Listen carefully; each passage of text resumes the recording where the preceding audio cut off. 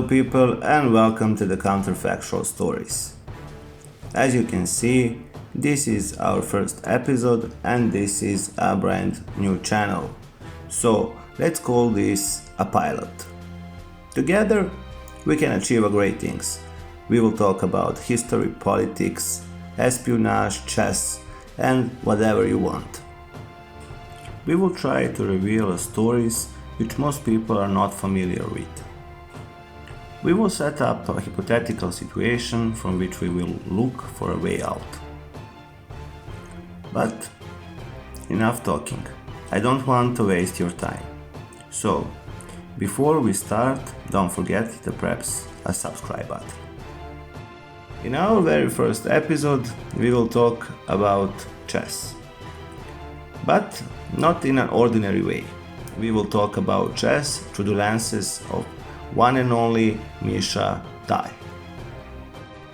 In the mid of the 50s, a young man, practically a boy, with black eyes and a manner of playing that surprised everyone, burst into the world of the strictly positional chess. His manner of playing amazed some and shocked the others. A Dutch newspaper made an observation that was typical of the general reaction of the entire chess world. For a player of world chess, Tal's play is amazingly reckless, not to say foolhardy and irresponsible. For the moment, he is successful because even the most experienced and tested defenders are unable to withstand this terror of the chessboard. He aims first and foremost for attack, and in his games, one commonly sees sacrifices of one or even several pieces. Opinions are sharply divided about this foolhardy way of playing. Some see him as nothing more than a gambler who has luck on his side, while others think that he is a genius who is opening up a known field of chess. Although he was already the challenger, Tal had met the world champion only once, during the Olympiad in Munich in the 1958, where they played together on the Soviet team. The story that the little Misha, with a chessboard under his arm, was not admitted by Botvinnik when the latter was spending a holiday by the seaside near Riga in 1948 is of course a fabrication by journalists. Strolling between the tables while his opponent was considering his move, the world champion asked the young candidate, "Why did you sacrifice the pawn?" And he received a hooliganish, as Misha himself expressed it, replay. "That pawn was simply in my way." He loved this word hooligan, and often, when analyzing if he suggested some unclear sacrifice, he would add, "Let's have a bit of hooliganism." During his career, quite often Misha's permanent trainer Alexander Koblenz, maestro to his friends, would arrive. This is also what Misha invariably called him. Behind their distinctive joking, ironic manner of conversing lay a sincere attachment that went back many years. "That's enough for today," Misha would say. "Blitz, blitz," sacrificing pieces against each of us in turn, for the most part incorrectly, he would repeat. "Never mind, now I will make his flag fall." Or in very sharp situation, when he himself and only a few seconds left, his favorite, "Calmness is my sweetheart." The surname of Misha's mother, who died in the 1978, was Tal, like Misha's father. She married her cousin. In an enormous flat, there lived, in Riga, Misha's mother, Misha's elder brother Yasha, who outlived her only by a short time, Misha himself with his girlfriend, who emigrated in the 1972 and who lives in Germany, Misha's first wife Sally, who left the country in the 1980 and now lives in Antwerp, and their son Gera, a charming boy with fair curly hair, now the father of 3 children and a dentist in Beersheba, in Israel. Nearly every evening they were visited by Uncle Robert, as everyone called him, a friend of Misha's father who was a doctor. He was a wonderful man, according to all who knew him. He died in the 1957. Uncle Robert, a taxi driver in Paris in the 20s, who had lost all his family during the war, himself rather a weak player, could watch for hours our analysts and blitz games, looking at Misha with loving eyes.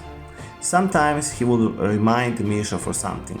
Misha would defend himself weakly, and Ida Georgievna, a mother of Misha, who always took a side of Uncle Robert, would say, "Misha, don't be rude, please. Don't forget that he is after all your father." It was well kept family secret that his Uncle Robert was his biological father. Now, many years later, with all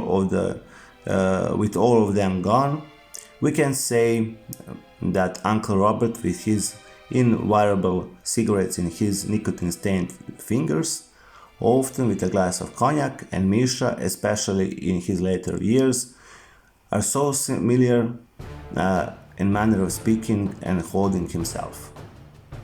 Also in the evening, Tal would have to go somewhere to eat.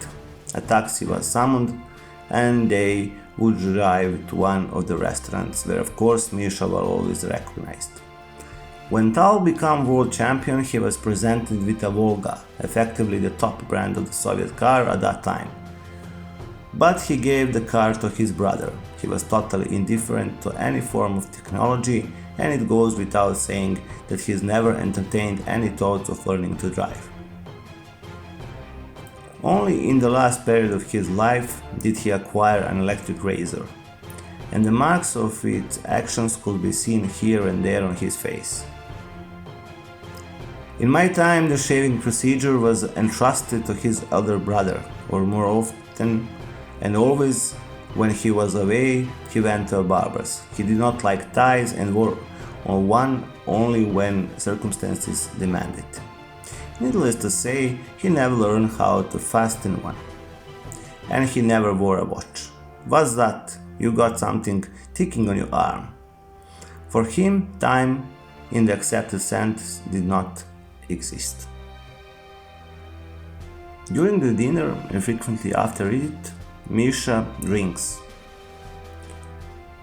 Misha did not like and did not drink wine, preferring something stronger, vodka, cognac, or rum cola, for example. Despite the physical defect, because from his birth he had only 3 fingers on his right hand, he played the piano, and not at all badly. His first wife Sally remembered that on the evening when they met, Misha was playing some Chopin etudes. Besides Chopin, Tchaikovsky and Rachmaninoff were his favorite composers. A few months before his first match with Botvinnik, he asked the well-known pianist Bela Davidovich, with whom Tal was particularly friendly, whether Rachmaninoff's elegy was part of her repertoire. Learning that it was not, he said, "Promise me that after my victory over Botvinnik, you will play it at the concluding concert."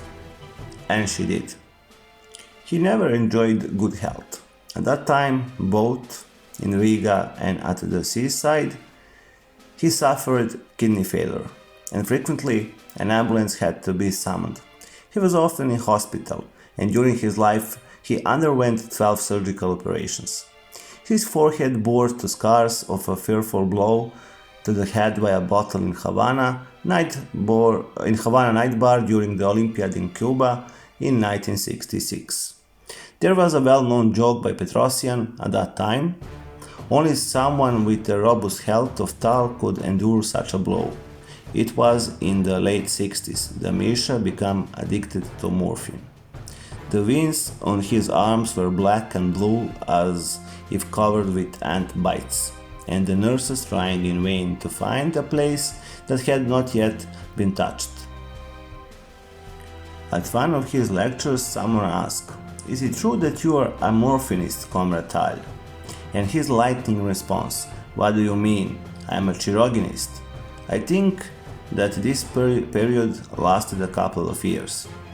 How he kicked the habit I do not know. I guess when the drug dose threatened to exceed legal limits, his strength of spirit and will themselves put an end to it.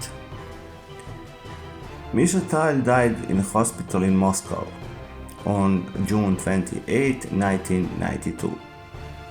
He was buried in Riga, the city where he was born, in a Jewish cemetery alongside the graves of his relatives. He was 55 years old. About that, Wilhelm Steinitz said, "I'm not a chess historian, I am a piece of chess history, which no one can ignore. Anyone who has ever been or will be concerned with the amazing world of chess will not ignore the illustration name of Misha Tal." So, this would be all for our first episode. Please, write your comments below. I want to hear what do you like or what do you don't like. What do you think about Misha Tal if you like chess? Your help would be crucial here. And once again, don't forget to press a subscribe button. See you in the next episode. Bye.